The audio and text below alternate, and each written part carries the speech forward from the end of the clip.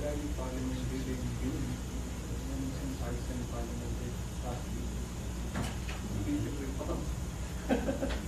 back said you said that the copying it to the order reports.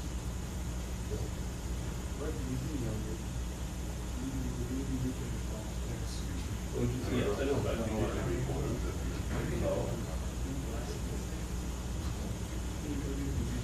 Got some kids in here today. Nice. How are you? Are these your kids? Oh. Yeah, nice. So you have four, huh? All boys. All boys. Nice. Yeah. I have 3 boys and, no, I have 2 boys and 3 girls. They're all big. They're all, 4 of them are married. I have, I look a little more older than I should because after my illness, the whole everything changed my life. I have 7 grandchildren and 2 on the way. Yeah, of course, I'm Talia. Look at that. I don't look like it. Fertility. Yes. Yeah, we met. Yeah. It's okay, it's not a couple. I told my kids, You don't need the fertilizer. No. I'm sorry.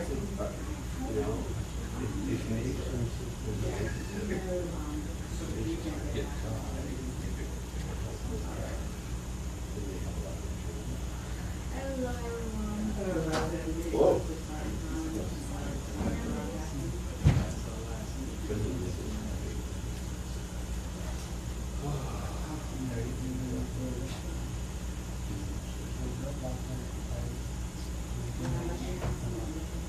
No, I thought it was a joke.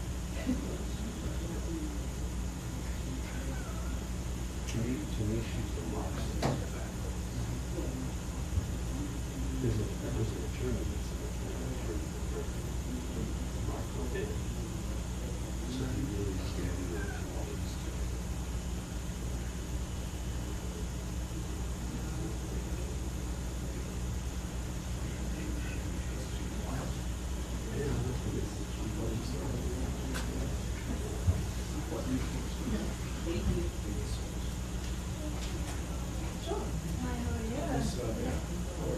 Yes, that's what I do.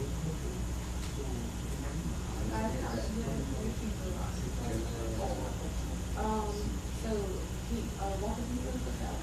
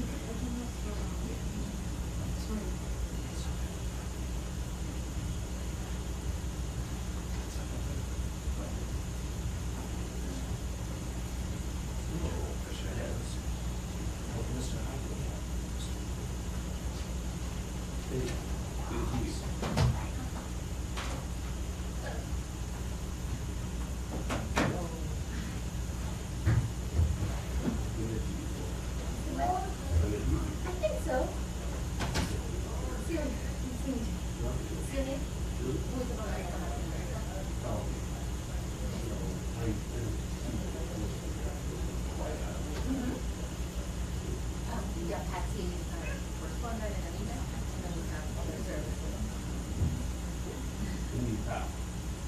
Yes. Empty. You know what I mean? Oh. Hello. Are you part of the Yes. Yes. This part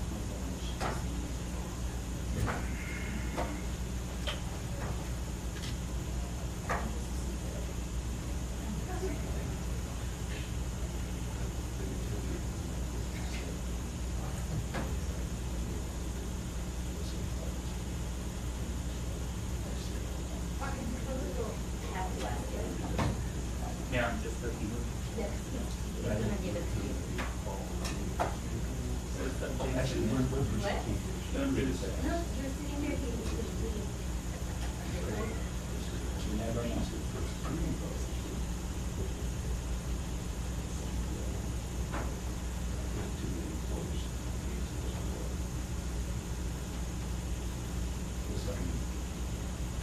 When you think about the whole thing,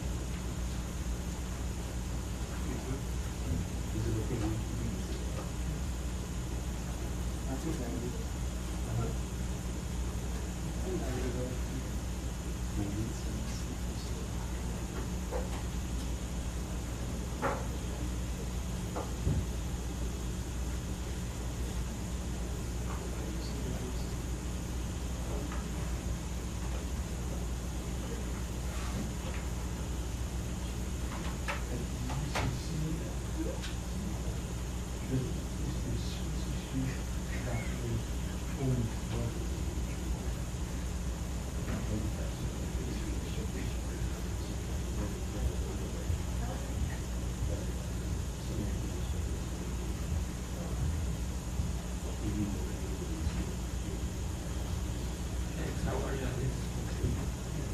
How are you?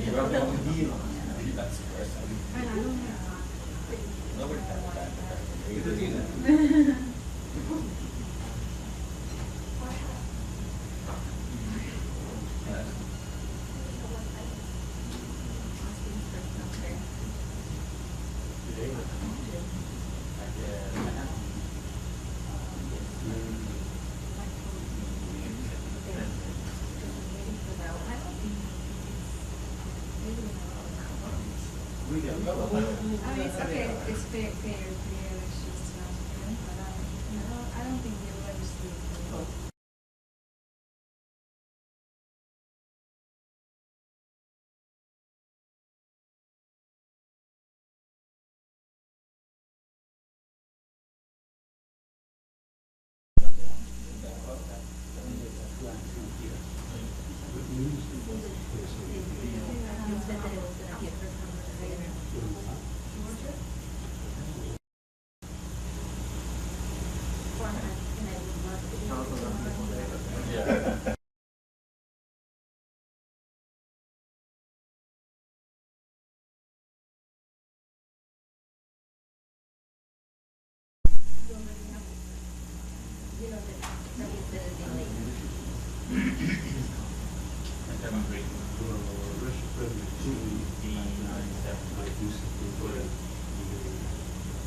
For those not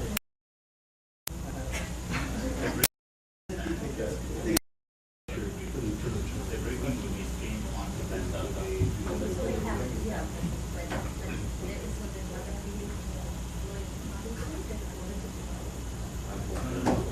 This is not gonna, but tomorrow, to take it when it's plan to.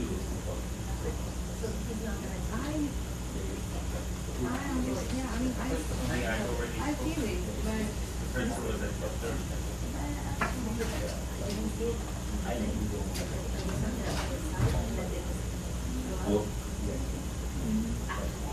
You can spam phone calls all the time. I can spam phone calls all day long. I don't think I get a regular phone call. I'll give you a number on LinkedIn or. Yeah, that's something. Same thing. But is it the one with the key? Kim Jong? Too much. See? Good. Yeah. I guess that's it. This is all spam. They use the same correct. All of this is spam. All of this is spam. If it doesn't have a name, it will spam. Yes, on the. Yeah. Because it's not like that.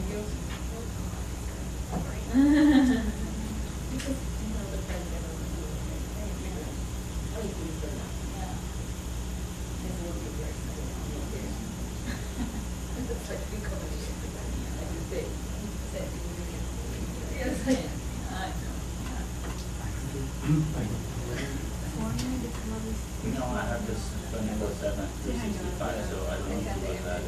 And this, and I also go to,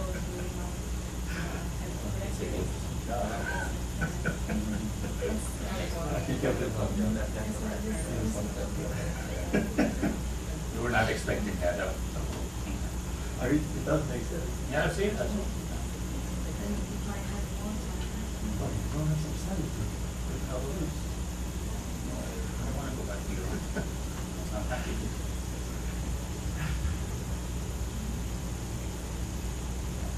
You're from Turkey? I'm from Colombia. Oh, yeah, I know what you're doing. You guys just posted the conference for each and you.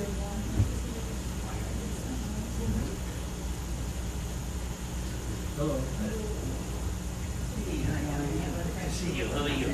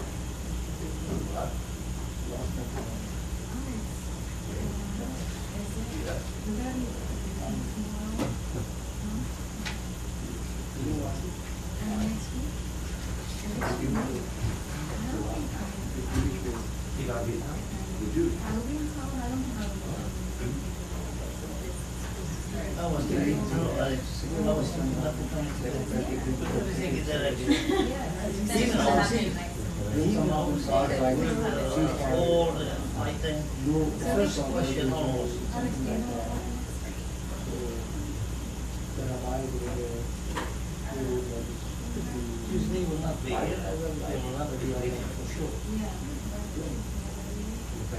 I guess. I remember her. And then everything happened. Oh.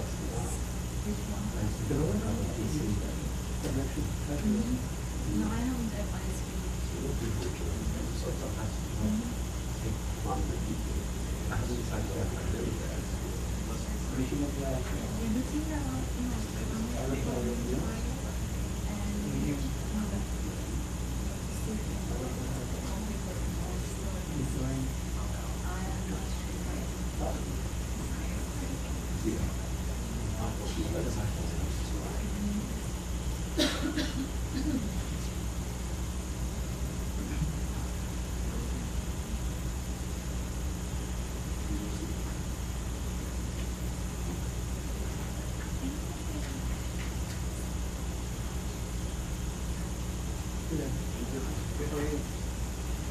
This reminds me a lot of 2016.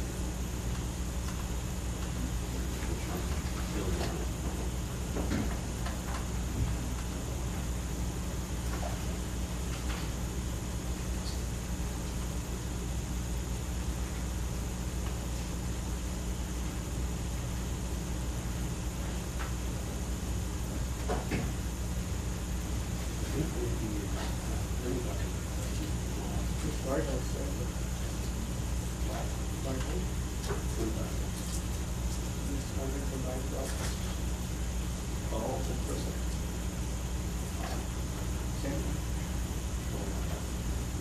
That's awesome.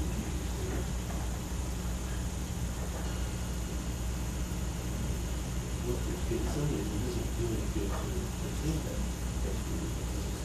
she wants to be in a lead for the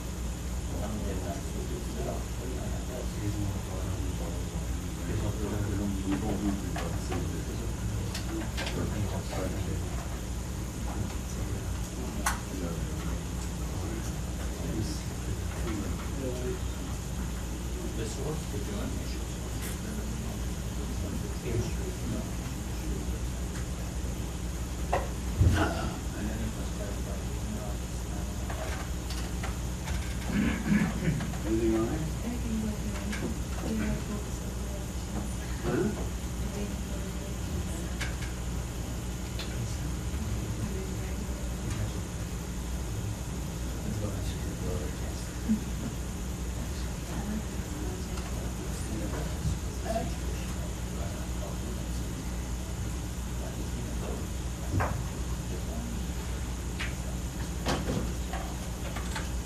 How are you? Anything all right? Just like yesterday. That bad, huh? Get used to it.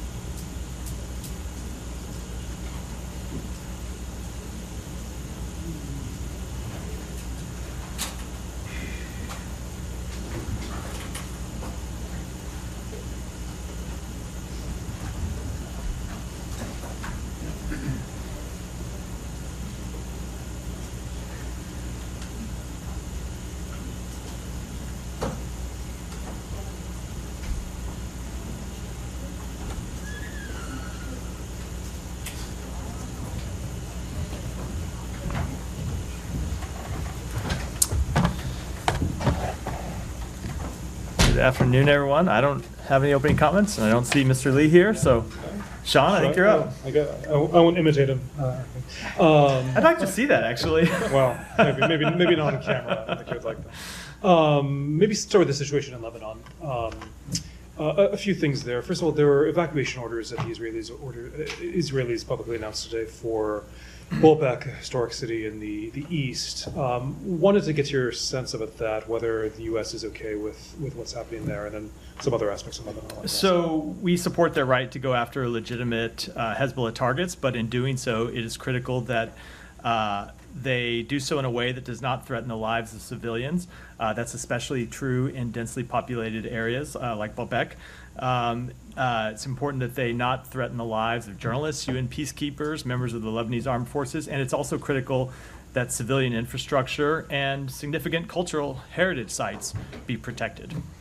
I'll continue with that. I mean, do you think this is the case with that? I mean, saying that there's a mass evacuation order. I mean, is that sort of a more targeted strike? I mean, is there any concern that, particularly after we've seen in Gaza, that there could be further destruction? So a few things. First of all, we have made clear that the campaign they're conducting in Lebanon should not, cannot, must not look like the campaign that they have conducted in Gaza, and that we do not want to see that type of widespread damage. In terms of what the operation they're going to conduct, I don't know what it's going to be. I'll refer you to them to talk to that. But of course, when you are conducting a military operation in an area where civilians are operating, and we know that Hezbollah does embed itself among civilian targets, you want to actually see civilians evacuate. That's something our military advises, it's something the militaries advise around the world, that before you conduct a strike in a densely populated civilian area, a best practice is to urge that civilians evacuate the area so the military operation can be conducted, and then when it's concluded, civilians can return.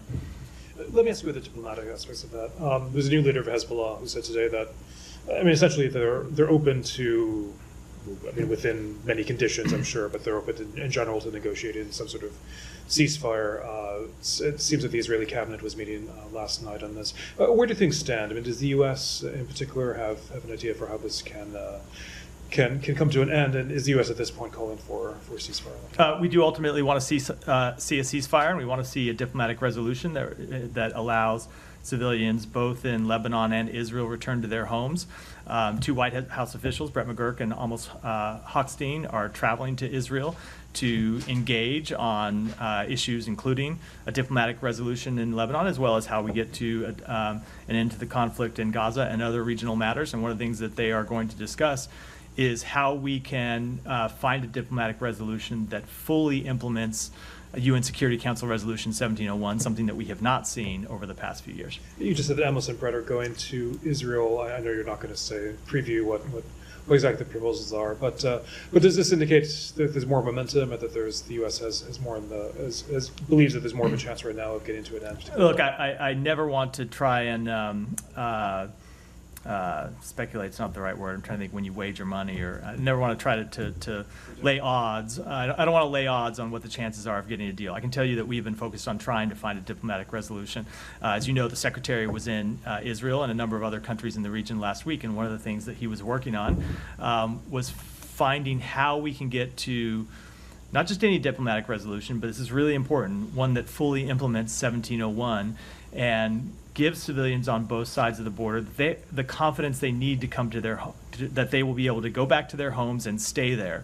Not that they can go back to their homes, and then a month later or 2 months later, Hezbollah forces return to areas along the border and start putting civilians on both sides of the border in jeopardy again. That is what we have been working on trying to achieve, and that's what they're going to work on this trip, and that's what we're going to work on in our other diplomatic engagements. Matt. Sorry, I was on the phone. I missed the That's all right. top, We can, so we can come back to you. Yeah.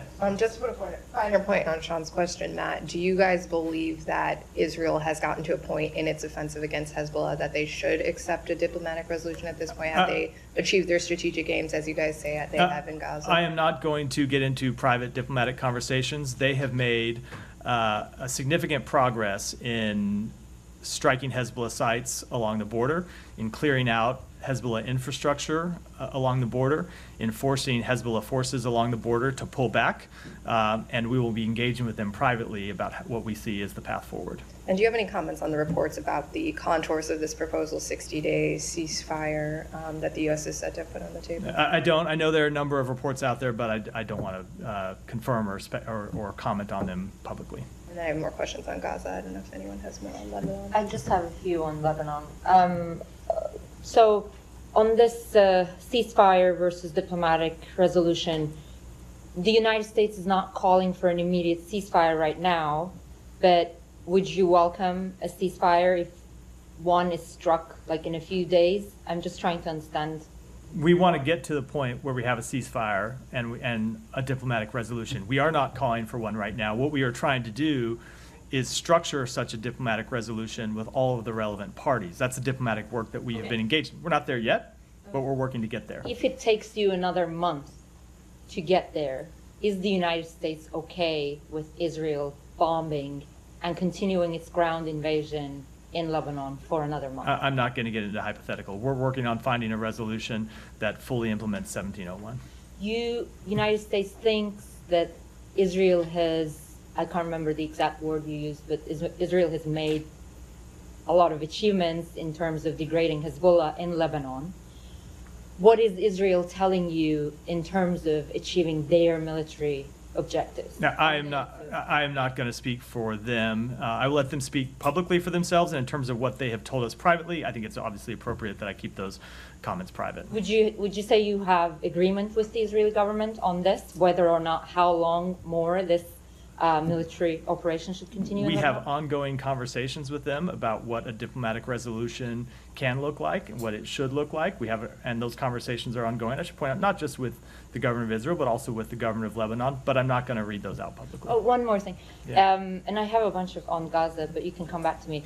When will this plan that you guys are trying to craft on the implementation of 1701, is that going to include an article or an element that will allow Israel to intervene if it felt its security is threatened? I think you know what the answer to that question is going to be, which is that I'm not going to answer about what a specific diplomatic resolution might look like while we were in the process of negotiating that with the relevant parties. Well, I got to try. Yeah, I certainly don't mind you trying. Go ahead. Can I shift to a few Sure. kilometers away? Sure. Okay. So what is the State Department's assessment of China's silence and lack of direct commentary on North Korea sending troops to Russia? I'm not going to comment on what they have or have not said about that matter. I will note that it is a matter of significant concern for us that North Korea has deployed troops to Russia, and that those troops in Russia are currently receiving training, and that we believe it's possible they may end up deploying to Kursk to engage in combat. What I will say is that we have engaged directly with officials with the government of China to make quite clear our concerns about this deepening military relationship between Russia and North Korea, and to make clear that we think this ought to be a source of concern for China, as well as other countries in the region. But as to their reaction, I will let them speak for themselves. And this communication, was it done through PRC embassy here in Washington? I'm not going to speak to the nature of the communication, but I will tell you we have had very robust conversations with the government of China about this matter. And last one, does the State Department share the assessment that North Korea is prepared to conduct nuclear or missile tests before or after the U.S. presidential election? No, I don't have any comment on that at all. We rarely comment on that type of thing from the podium. Yeah, go ahead. Do you think this deployment of North Korean troops in Russia further complicates the situation for NATO allies, not only for U.S., given in President Zelensky's victory plan, including being a NATO member now? Do you think it further complicates all things? Or, for example, allowing Ukraine to use NATO allies' supplied weapons to use those weapons on North Korean forces, for example, if they end up in Kursk or something? I don't think it complicates the situation. I don't think it complicates the issue at all, but I think it raises certainly concerns among a number of our NATO allies. We've heard that directly in our conversations with NATO allies, that they're every bit as concerned about this development as we are. And so in terms of what the response will look like, that is something we're consulting with them on right now. The South Korean foreign minister and the South Korean defense minister, another important ally of ours, will be in town tomorrow to meet with Secretary Blinken and Secretary Austin. I can guarantee you that this development will be a significant topic of discussion in those meetings as well.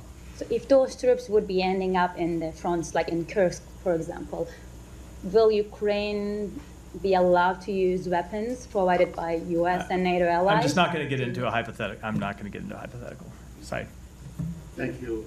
Matt, I'm struck by your response to Sean on, you said that you don't want to see the widespread damage that you've seen, but in Gaza, it's total destruction. So anything short of that total destruction would be acceptable? You don't want to see something similar? Saeed, we want to see a diplomatic resolution. Saeed, if you're going to ask a question, you deserve to let me respond to the question. We want to see this conflict resolved through a diplomatic resolution that allows people to return to their homes and borders, well short of any kind of prolonged campaign like we've seen in Gaza.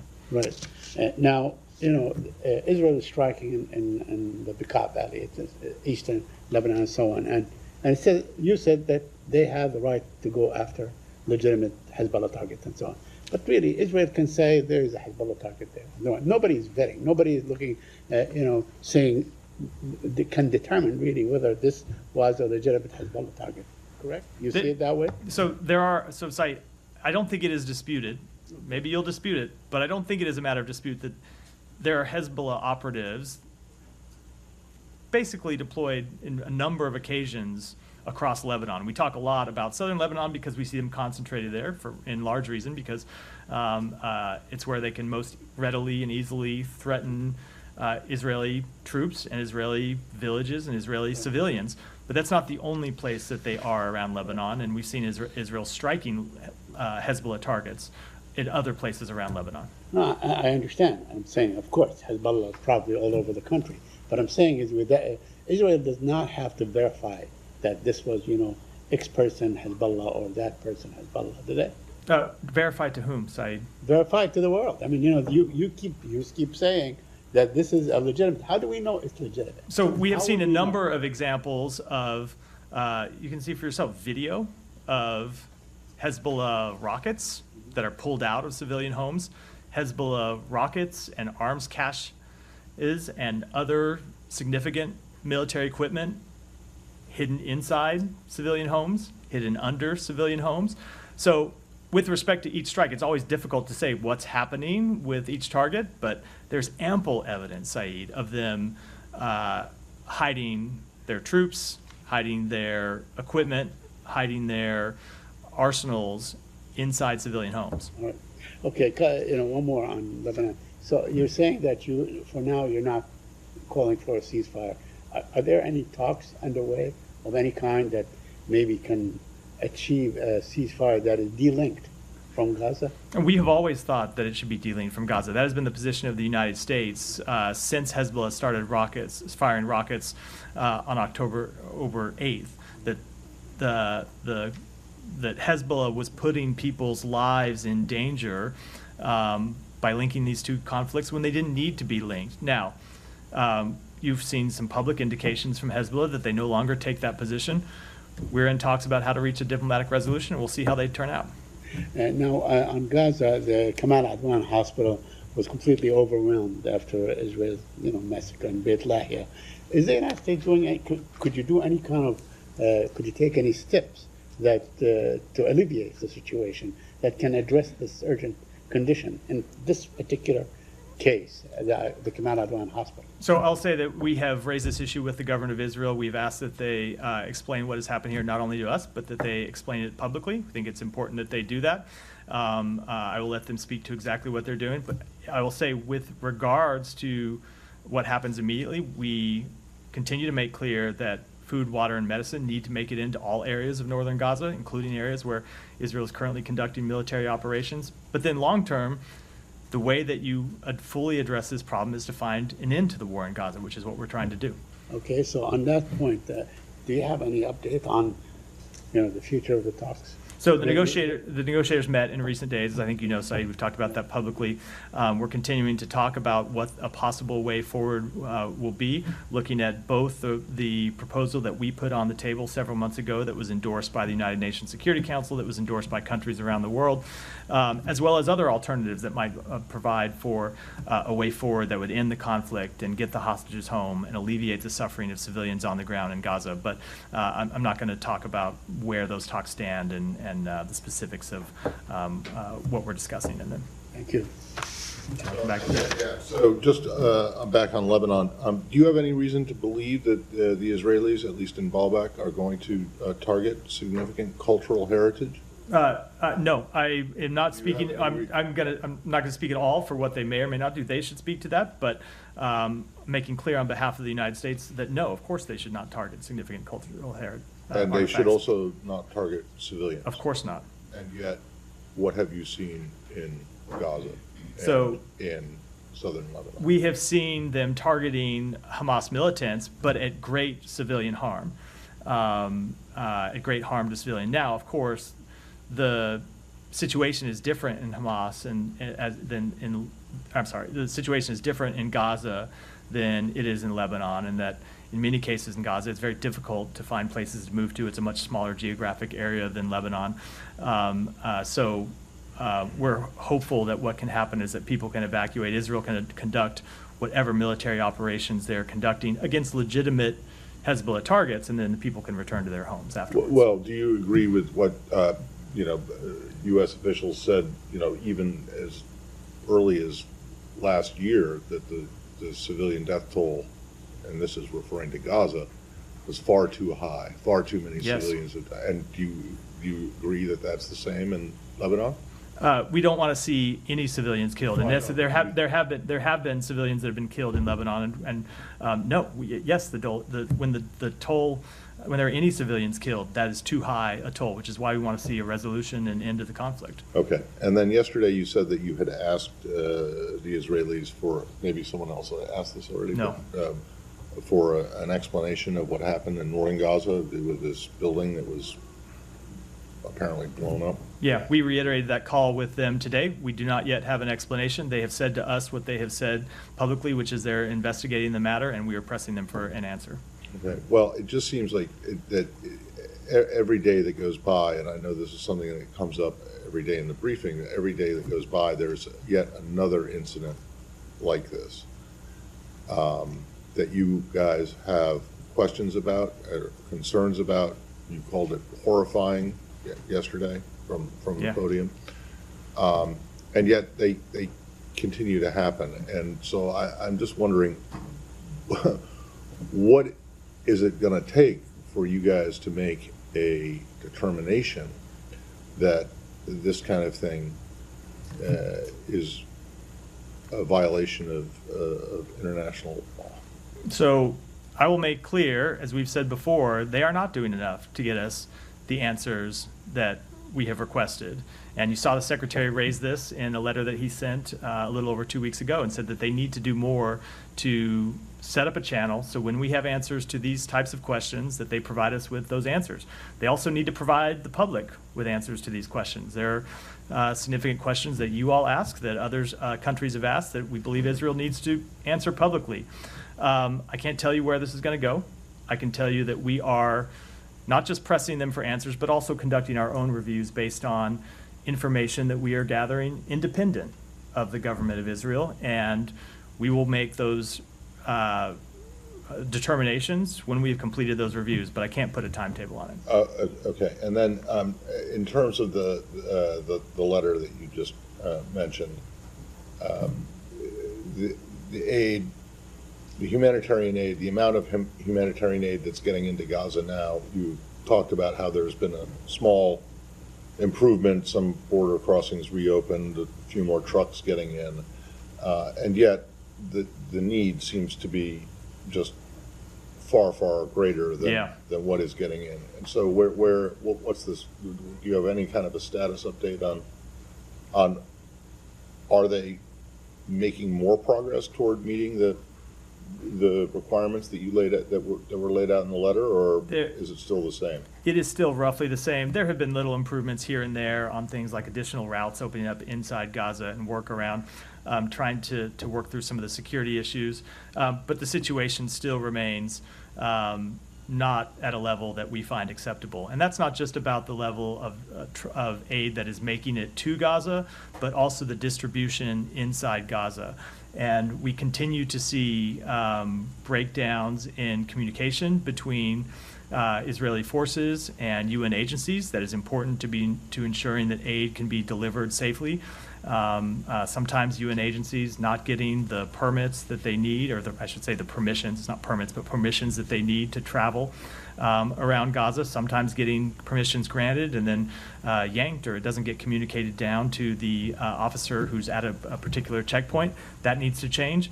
And so the aid, much of the aid that's getting to Kerem Shalom or Erez then isn't making its way to people, either because of these bureaucratic obstacles or because it's being looted in many cases by armed gangs that are operating inside Gaza due to the breakdown in the security situation. So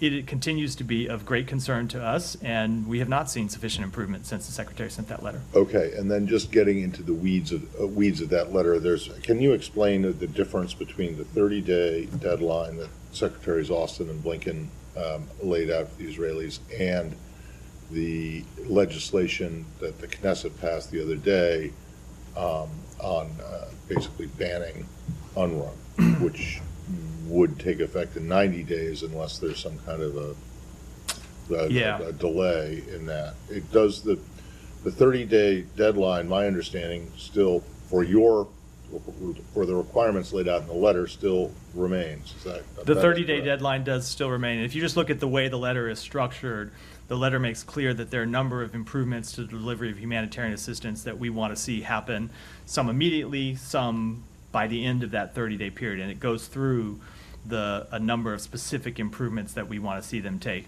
It then, in a different section of the letter, says relatedly, and it raises the issue related to passage of this UNRWA legislation, which of course had not passed when the Secretary sent the letter, and then a couple of other issues as well. So those were not issues that were related to the 30 days outlined in the letter, but nevertheless are issues that we take seriously, and that's why the letter made clear with respect to this, the passage of this legislation, that it could have implications under U.S. law and policy in the same way that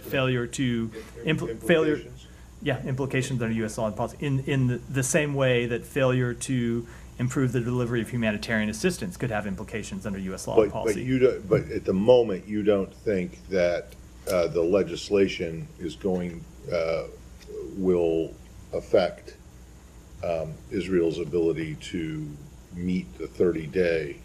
The legislation is really a separate question than under the 30 days. So no, it has its own implications, but no, the 30 days review that we are conducting relates to those first sections of the letter. rely on UNRWA, but. Which very much rely on, but this legislation, if it is implemented, wouldn't be implemented until 90 days from yesterday or whenever the bill But I is guess, signed. I mean, I think And so- that people are a little bit, including me, are a little bit confused as to, you know, if you have this impending implementation of a ban on what you say is the biggest and most effective organization that's distributing aid into Gaza, even if it hasn't yet gone into effect, there are going to be implications, or you know, most likely going to be implications for what happens even before that 90-day period runs out. For sure. Is that not correct? There could be, but there may not be, right? The law could be stayed. But maybe the way to think about it, Matt, is while we raise things that we wanted to see change over the next 30 days, it's not like if Israel implemented every one of those things at the end of the 30 days, we saw a significant improvement, that we just stop assessing these on an ongoing basis. We don't. So the 30 days is related to these things that we wanted to see happen to change the situation on the ground. But our assessment on all of those things will continue, just as our assessment on the effects of this legislation will continue if and when it is ever implemented. Kamara. Matt, just on this Washington Post and Reuters story, they were first. About Who was first? Post was first. Okay, I'm sorry. I thought you were saying you were. I was not trying to rub salt. I was trying to. State Department officials have identified nearly 500 potential incidents of civilian harm during Israel's military operations in Gaza involving U.S. furnished weapons, but they have not taken action. None of them moved to stage 3. So could you explain how it is that, officials identify 500 separate incidents that do involve unnecessary civilian harm, possibly using U.S. weapons, but none of them makes it to the stage 3 under CHURG process? So a few things about that. Number one, I think it's always important to reiterate that we have consistently made clear to the government of Israel our serious concerns about this issue and their need to do more to minimize civilian deaths. And it continues to be something that we engage with them on, that we make quite clear. Second thing I want to make clear is that, yes, we are reviewing a number of incidents through the CHURG and other processes and procedures that we have set up. And I'm not going to get into those ongoing reviews. But as you heard us say, these are complicated issues. They're complicated factual issues. They're complicated legal issues. And so we have not yet gotten to the point with any of them that we have been able to make final determinations. But there are a number of incidents, and that is part of the issue. We have a number of different incidents that we have to look at just based on the nature of this conflict and the scope and extent of this conflict and the extent of civilian harm. As you heard us say before, you heard us when we released the NSM 20 report. If you just look at the overall scope of the damage and the number of civilian lives that have been lost, we do believe it's reasonable to assess there are incidents in which Israel did not meet all of its international humanitarian law obligations. But when it comes to specific incidents, those reviews are still ongoing. But I mean, I'm actually surprised that you unprompted flagged the NSM 20 report, which exactly, yes, says that. So isn't it a little bit inconceivable that more than a year now, some of these incidents go way back to last October. It's been more than a year, and you guys are still yet to definitively assess that any one single incident violates international humanitarian law. Let me just first say, the reason I flagged the NSM 20 report specifically is because one of the stories to which you referred had sourced to officials as if it were a revelation that we believe that there very well could be violations of international humanitarian law, when that is something that a report ordered by the president, overseen by the secretary, had concluded several months ago. So we've been quite clear. We've been quite clear about the fact. That's why I thought it was important to mention it. But no, when it comes to these determinations, these are incredibly difficult. It takes gathering facts, it takes gathering information, and it takes ultimately making legal judgments about those facts. And oftentimes you have conflicting accounts of what happened, and it's our job to try to sort through that the best we can. And it's a very difficult process where we're looking at a number of incidents. I can tell you, we want to finish that work as soon as possible. We have a number of people working on it, but it's very difficult work. Would you say the United States government is committed to investigating any possible misuse of its weapons by any foreign forces, including Israel? Yes, absolutely. But then how do you square that commitment with your inability to find We are anything in a year? no, we are conducting those investigations, and we are conducting them thoroughly, and we are conducting them aggressively, but we want to get to the right answer. And it's important that we not jump to a preordained result and that we not skip any of the work, that we do all of the important fact-finding that we need to do before making what is a pretty significant determination, and that's what we're doing. Yeah. Excuse me, Mr. Matt. You have keep saying that you don't need to see any like Hamas members in Gaza after this war or not governing this Gaza Strip. But you know that in Gaza there are many military group or like many Palestinian group like they fighting like not since 7th October. It's like before October 7th. So like the story hasn't started in October 7th. Like there is a United Nations resolution like that Israel's border is 4 June 1967. So, and those, they are not like ISIS or Al-Qaeda, they are not global fighters. All of them are Palestinian in this land like this, they are exist and their ancestors like since like 100 years.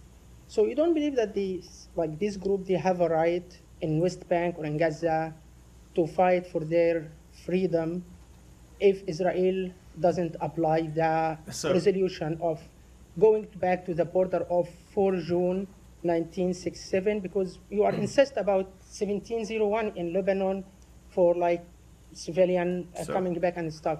So this first question. Like second question. Let me just answer the first question because I should be very clear. No, we do not accept the idea that terrorism is an ultimate resolution to the dispute over the establishment of a Palestinian state.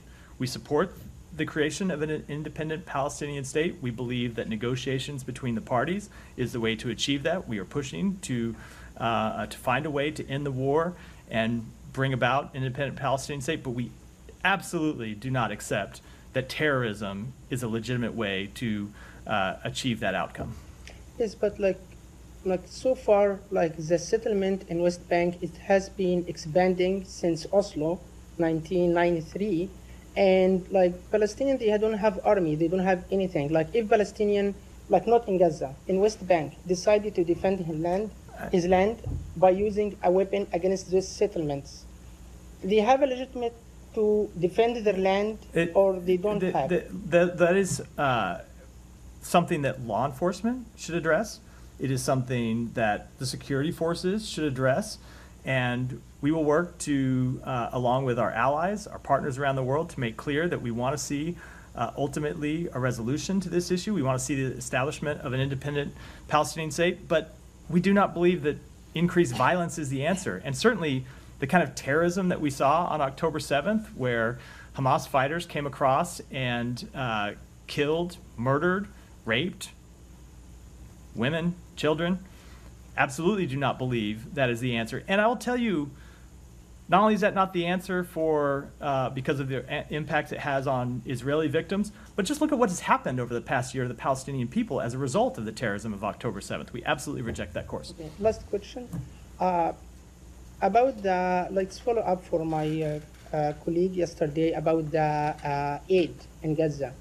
If Israel controls everything for like fighting, why they don't control this gang? Like why they let, if they are like really care about human being and humanitarian assistance, why they control that? It's a question for the government of Israel. You should direct to them. We want to see an increase in the an improvement in the security situation, but when that is straight up a question for the government of Israel. Go ahead. Yesterday, Matt, the Knesset passed a law that would bar the establishment of a consulate for Palestinians in Jerusalem. Do you guys have comment on that? Yeah, we oppose that legislation. Have you discussed this with the Israeli government? We have made clear to them that we oppose the bill. We continue to believe opening a U.S. consulate in Jerusalem would be an important way for our country to engage with and provide support to the Palestinian people.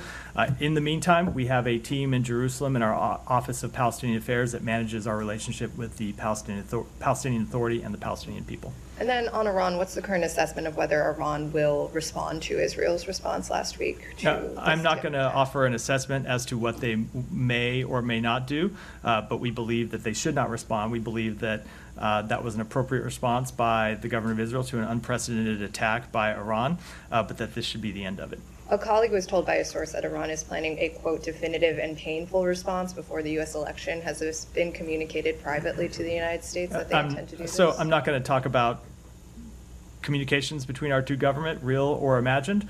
But as we have made clear publicly, and I can tell you that Iran knows this message quite clearly, they should not in any way continue to escalate this conflict. This should be the end of it. And last one, has there been any communication, direct or indirect, with the Iranians since last week's Israeli response? I'm not going to speak to potential communications, only to say that we do have the ability to communicate to them when it's our interest. Every once in a while I come here and talk about the nature of some of those communications, but I think they know quite clearly what our opinion on this matter is. Can I just follow up briefly Yeah. in your response on the consulate? What's your view on whether on the legality? I know you're probably not like legal questions per se, but it's legislation there saying that the U.S. can't establish a consulate. It's a diplomatic facility. Obviously, Israel has control over land, etc. But does the U.S. have to abide by this? You're right. It's a legal question that unfortunately I'm unqualified to answer. I don't know the answer. We've opposed it on policy grounds. Well, considering the U.S. government, previous administration actually closed down the consulate, is it it's your understanding that that was just that was a decision by one administration? It's not binding on you. You want to reopen it. They say no. So if they're not going to let you reopen it, would you consider requiring Israel to shut down one or more of its consulates in the United States? So, first of all, you're right. The previous administration made a policy decision made a policy decision to shut down that embassy, the consulate. Excuse me. I'm not going to talk about what our potential response. We're not considering any such step at this time, but we've made quite clear to the government of Israel that we oppose the bill. Well, yes, okay. But do you regard this as some kind of an infringement on your I mean, where the consulate was, or the building still is in Israel. So it's not in the Palestinian territory. Would you consider opening a consulate, say, in Ramallah for the Palestinians? I don't want to get into what we may or may not consider. We want to see, we continue to believe it's important to open a consulate, but I don't want to get into what we may or may not do. Well, so the question is, you oppose the legislation, and yet it is Israel, it's their territory. And Right. I don't think that the place, where the consulate is located it's not contested. It is in West Jerusalem, I believe. Is that right? Yeah. So it's theirs, and they can tell you that they want you to have this consulate open there or not. But and there may be legitimate reasons for not wanting to have a consulate that is dedicated to serving the Palestinians in Israel, right? Yes? Well, they can speak for themselves to what their reasons may or may not be. We disagree. We disagree with their decision to prevent us from opening one. Why is it so important, other than the historical nature of this? The historical nature of it is important. That is an important one. Yes, it is. But other than that, is there a reason that a consulate for the Palestinians couldn't be opened someplace else?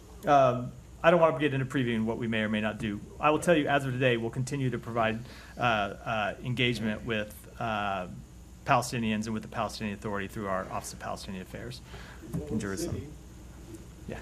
Thank you, Matt. A couple of questions on Georgia that have different topics. So the self-claimed ruling party in Georgia, they seem to have been enjoying, congratulating letters from like-minded. Enjoying what?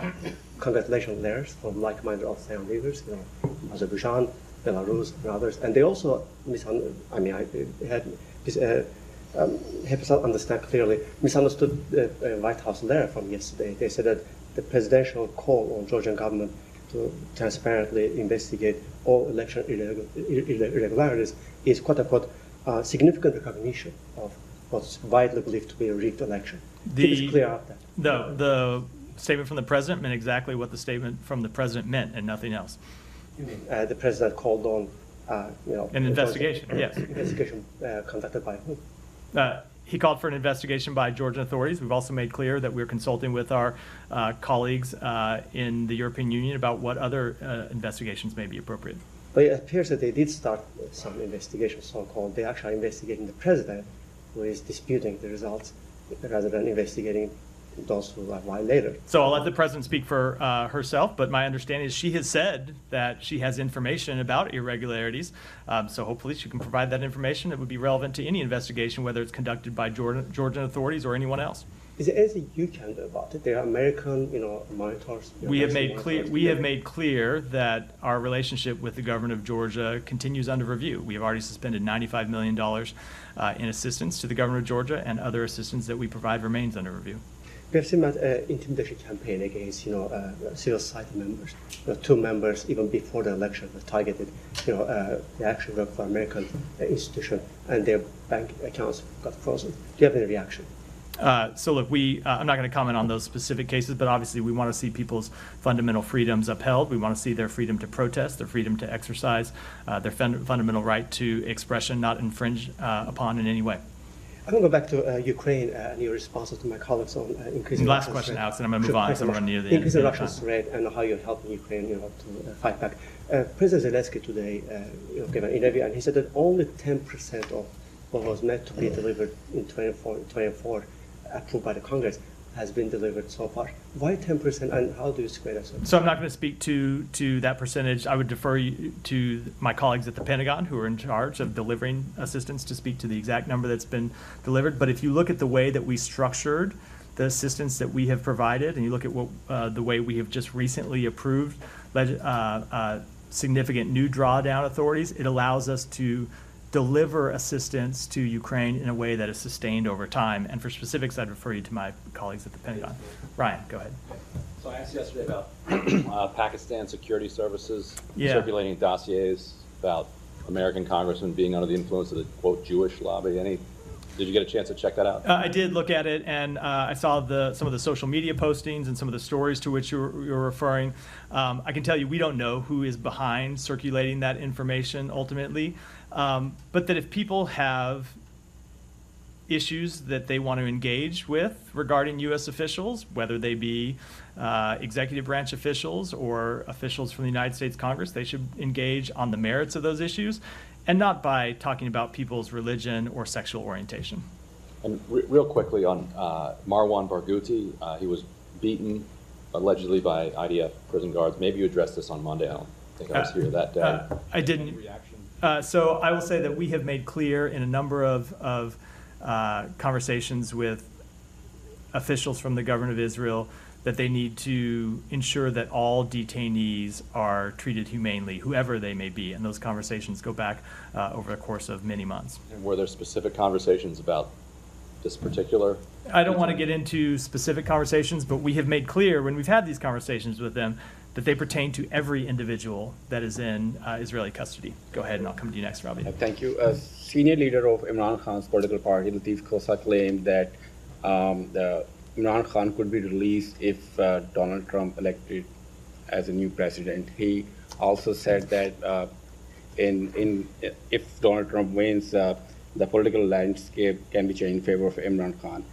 He also said that U.S. diplomat Donald Lu was involved in a conspiracy to remove Imran Khan from Prime Minister office. We know we talked about it like many times. I know. I think I don't know how many times I can say that's not true. Dragging U.S. president and presidential candidates and American diplomats in Pakistani politics is a good idea. So look, as we've said many times, legal proceedings against the former prime minister are matters for the Pakistani courts to decide. The allegations that the U.S. played any role in his removal from office are false. We've gone over that any number of times from this podium.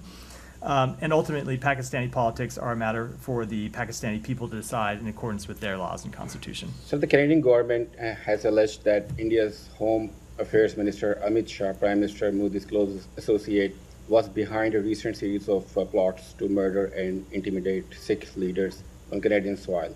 Does the U.S. share this understanding? So the allegations made by the government of Canada are concerning, and we will continue to consult with the Canadian government about those allegations. Robbie, go ahead. Thank you, Matt. On the killing of Turkish American activist Ayşenur Ezgi Egi, it's been 53 days since she was killed by Israel, and there has been no accountability. Can you update us on what is the U.S. doing regarding this, and whether the Secretary has raised this with Israelis last week?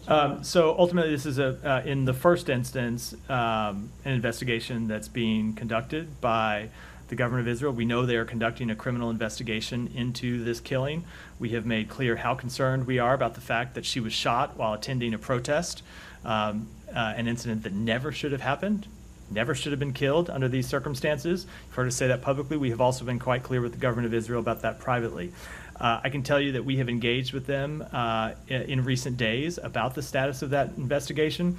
We understand that it is still ongoing, and we're continuing to press for a conclusion of that investigation that provides a thorough answer. And as soon as we have an answer from the government of Israel, you will certainly hear from us about what we think about it. And, you know, there are increasing calls for an independent investigation into her killing. I understand that, you know, it is the Justice Department, not the State Department, is responsible for launching an investigation.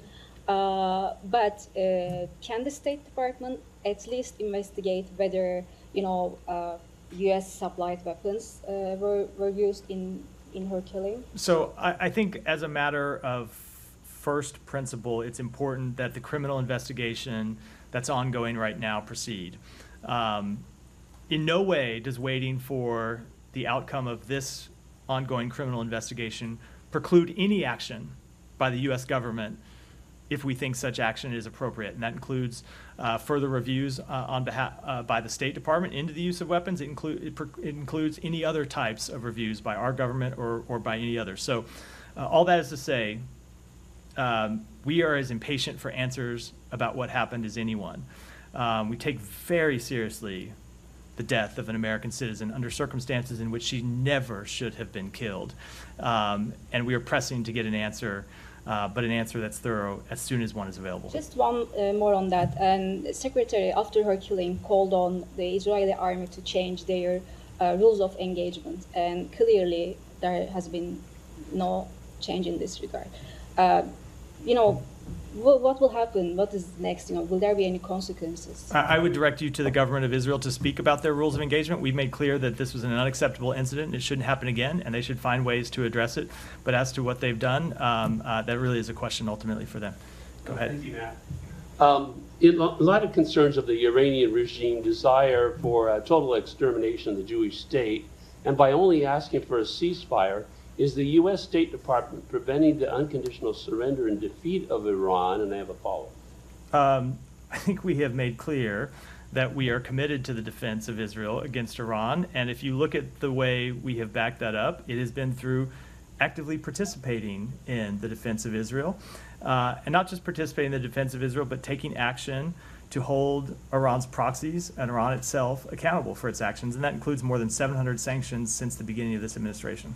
Okay, does the U.S. stand in way of the IDF attack on the oil and nuclear facilities of Iran? We made very clear, you heard from the president, that he did not believe attacks on nuclear facilities or attacks on oil facilities were a wise choice by the state of Israel at this time. And if you look at what could have happened from that nature of attack, it's easy for people to sit on the sidelines and say, oh, it's a perfectly appropriate attack for the government of Israel to make, not thinking through what the consequences of such an attack would be, and the fact that Iran would respond, and then Israel would respond, and soon after that we would find ourselves in a full-scale regional war, which is certainly not in Israel's interest or in the interest of anyone in the region.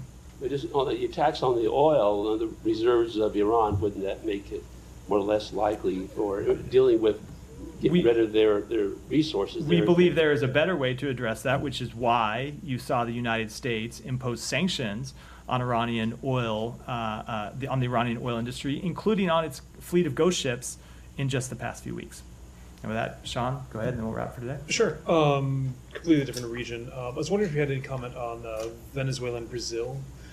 Venezuela has withdrawn its ambassador from Brazil because Brazil put a veto on Venezuela entering the BRICS. I realize the U.S. obviously is in the BRICS, but it's over the election and whether this was something that was discussed as a pressure tactic. I will admit that I'm not tracking that development, so I'll take it back and get you an answer. In that region, semi in that region, and so the vote happened today in the UN on the Cuba embargo.